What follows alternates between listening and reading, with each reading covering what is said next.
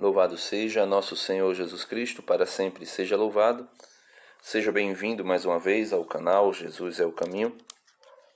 Esse é o nosso quadro Liturgia da Palavra Dominical, onde nós refletimos os textos que são propostos pela Igreja a cada domingo. E estamos no 31º domingo do tempo comum, no ano B. E hoje nós iremos falar sobre o amor de Deus e o amor dos homens. Por quê?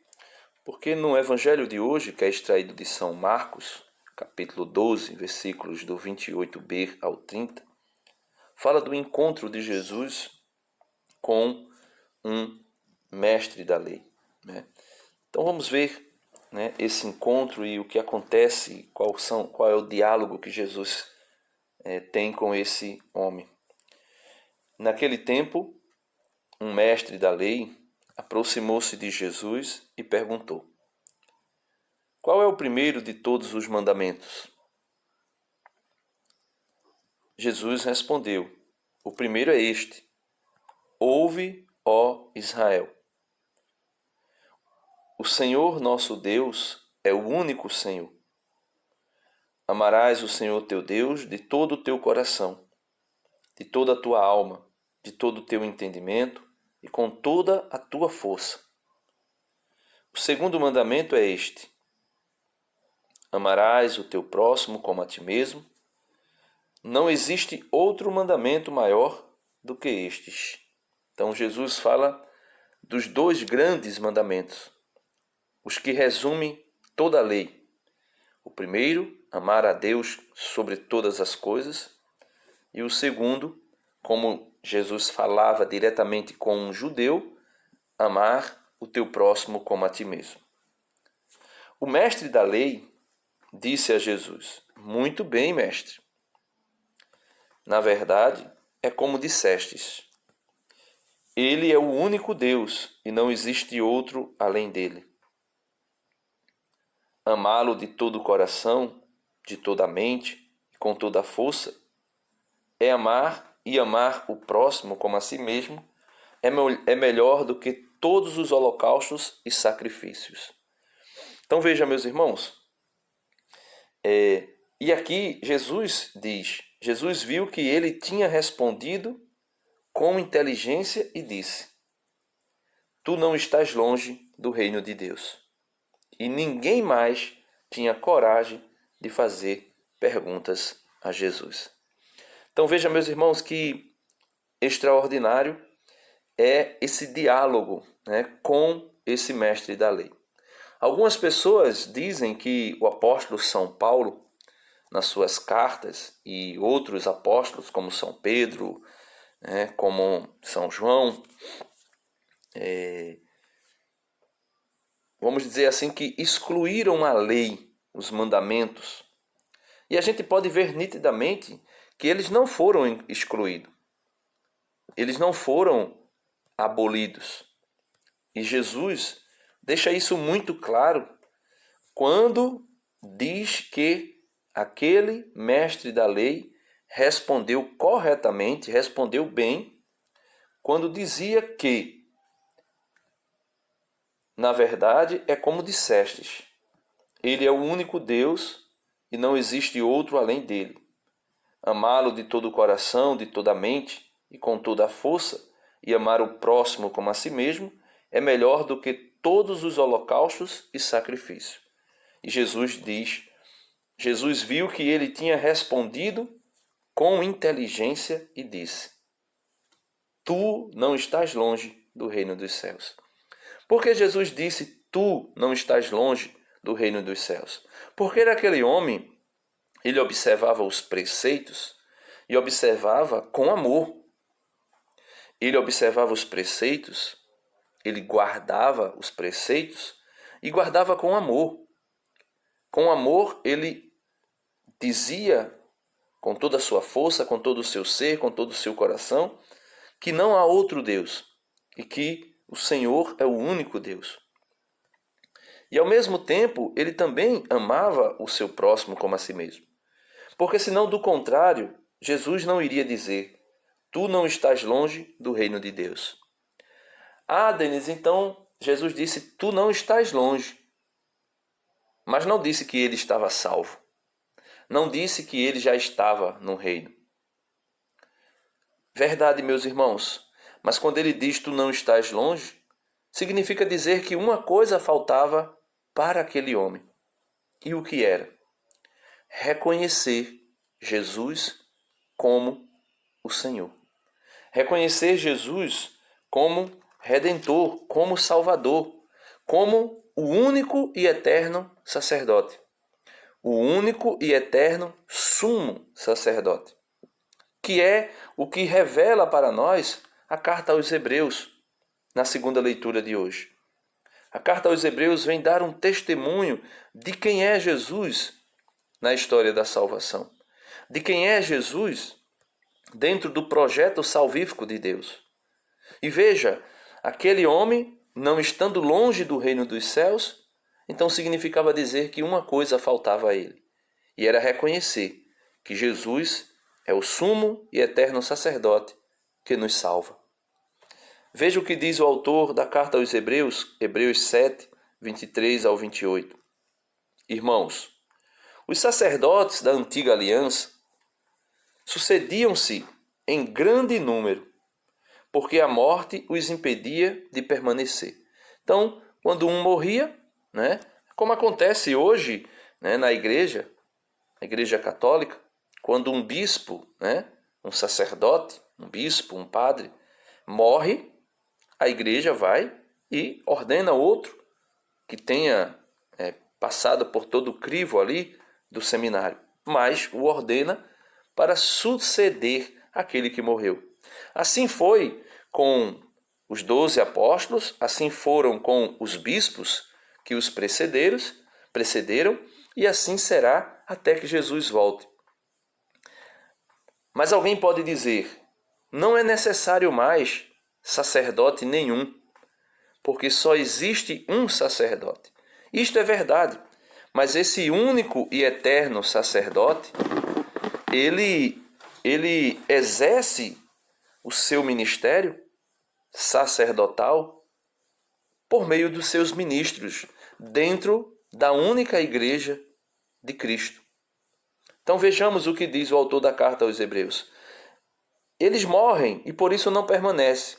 Cristo, porém, uma vez que permanece para a eternidade, possui um sacerdócio que não muda. Por isso, ele é capaz de salvar para sempre aqueles que, por seu intermédio, se aproximam de Deus. Ele está sempre vivo para interceder por eles. Cristo Jesus. Tal é precisamente o sumo sacerdote que nos convinha, santo, Jesus, inocente, o cordeiro inocente que foi imolado, sem mancha alguma, o cordeiro sem mancha que foi sacrificado, separado dos pecadores, é homem também, 100% Deus e 100% homem, por isso separado dos pecadores. A carta aos Hebreus vai dizer que ele é igual ao homem em tudo, menos no pecado, então ele é homem também, menos pecador, e foi separado dentre os homens pelo próprio Deus, ali no seu batismo, e é levado acima dos céus, na sua ascensão, depois da sua ressurreição. Ele, Jesus, não precisa, como os sumos sacerdotes, oferecer sacrifícios em cada dia, primeiro por seus próprios pecados e depois pelo do povo. Ele já o fez uma vez por todas, oferecendo-se a si mesmo no alto da cruz. Só que antes dele oferecer-se no alto da cruz, de forma cruenta, com derramamento de sangue, ele ofereceu-se a si mesmo na quinta-feira santa, na ceia pascal. Por isso ele tomou o pão e disse: tomai e comei, isto é o meu corpo, que será entregue por vós. Depois, tomando o cálice, ele disse: tomai e bebei, este é o sangue da nova e eterna aliança. Da nova e eterna aliança. Ali Jesus concretiza que o sacrifício eucarístico que iria ser celebrado depois da sua morte na cruz era o mesmo que foi celebrado por ele antes da morte da cruz na última ceia. E assim, nós podemos perceber que não são vários sacrifícios como faziam os sumos sacerdotes homens, mas é um só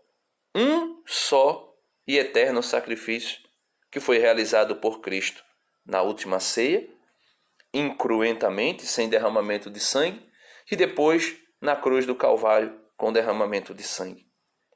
E o autor da carta aos Hebreus continua: a lei, com efeito, constituiu sumos sacerdotes sujeito à fraqueza, enquanto a palavra do juramento, que veio depois da lei, constituiu alguém que é filho perfeito para sempre. Lembra-se do batismo de Jesus, quando Jesus foi batizado? Ao sair da água, estando ele em oração, o Espírito do Senhor repousou sobre ele e ouviu-se a voz do Pai que dizia: este é o meu Filho amado, e hoje eu o gerei. Então, ali Jesus foi gerado sumo e eterno sacerdote. Eu digo gerado na sua humanidade, pois ele sempre foi, eternamente sempre foi, sumo e eterno sacerdote. E como é exercido esse sacerdócio de Cristo na única Igreja de Cristo? O Catecismo da Igreja Católica, no parágrafo 1544, 1544 e 1545, vai dizer: o único sacerdócio de Cristo. Todas as prefigurações do sacerdócio da antiga aliança encontram seu cumprimento em Cristo Jesus, único mediador entre Deus e os homens. 1 Timóteo 2, 5. Melquisedeque, sacerdote do Deus Altíssimo, ou melhor, Melquisedeque, sacerdote do Deus Altíssimo, Gênesis 14, versículo 18, é considerado pela tradição cristã como uma prefiguração do sacerdócio de Cristo, único sumo sacerdote segundo a ordem do rei Melquisedeque. Hebreus 5, 10, Hebreus 6, 20. Santo, inocente, imaculado, Hebreus 7, 16, que com uma única oferenda levou à perfeição e para sempre os que ele santifica. Hebreus 10, 14. Isto é, pelo único sacrifício de sua cruz. Como eu dizia, o sacrifício redentor de Cristo é único, realizado uma vez por todas. Não obstante, torna-se presente no sacrifício eucarístico da Igreja. O mesmo acontece com o único sacerdócio de Cristo. Então, somente Cristo é sacerdote. Os bispos, os padres, eles são sacerdotes ministeriais e exercem o único e eterno sacerdócio de Cristo. Veja o que diz o parágrafo 1545. O sacrifício redentor de Cristo é único, realizado uma vez por todas. Não obstante, torna-se presente no sacrifício eucarístico da Igreja. O mesmo, assim como acontece com a Eucaristia, que é uma única Eucaristia, um único sacrifício, e se faz presente em toda a Eucaristia, assim também o único e eterno sumo sacerdote se faz presente na pessoa do padre, na pessoa do bispo, em persona Cristo. O mesmo acontece com o único sacerdócio de Cristo. Torna-se presente pelo sacerdócio ministerial, sem diminuir em nada a unicidade. É um só sacerdócio, o de Cristo. Um só. Não existe outro sacerdote. Assim como também é um só o sacrifício redentor de Cristo. E não há outro sacrifício. Mas esse sacrifício redentor se faz presente na Eucaristia. E esse sumo e eterno sacerdote, único e sumo eterno sacerdote, que é Cristo, se faz presente em persona Cristo na pessoa do Padre. Pode ter milhões de padres, mas todos esses milhões de padres, de maneira misteriosa, assim como acontece com bilhões e bilhões de Eucaristia, e essas bilhões e bilhões de Eucaristias espalhadas pelo mundo todo, é um só e eterno sacrifício, o sacrifício de Jesus na cruz. Assim também acontece com milhões e milhões de padres, exercendo o seu sacerdócio ministerial, exercem o único e eterno, sumo e eterno sacerdócio de Cristo. E não diminui em nada a unicidade do sacerdócio de Cristo. Por isso, somente Cristo é o verdadeiro sacerdote. Os outros, os padres, os bispos, são seus ministros. Então, meus amados irmãos, assim como diz o autor da carta aos Hebreus, que existe um só Deus, um só sacerdote, um sumo e eterno sacerdote, nós compreendemos isso na igreja de maneira muito clara. E assim como é sacrificado, assim como é realizado o sacrifício eucarístico, assim também é realizado o sacerdócio de Cristo.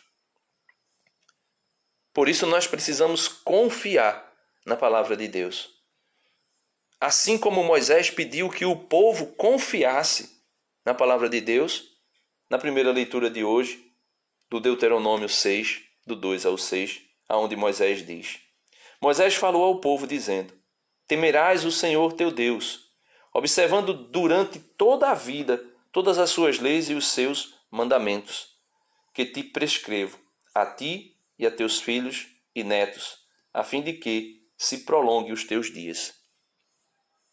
Ouve, Israel, e cuida de os pôr em prática, para seres feliz e te multiplicares sempre mais na terra, onde corre leite e mel, como te prometeu o Senhor, o Deus de teus pais. Ouve, Israel. O Senhor, quando a palavra de Deus diz ouve, Israel, nós podemos até traduzir para ouve, ó Igreja Católica. O Senhor nosso Deus é o único Senhor.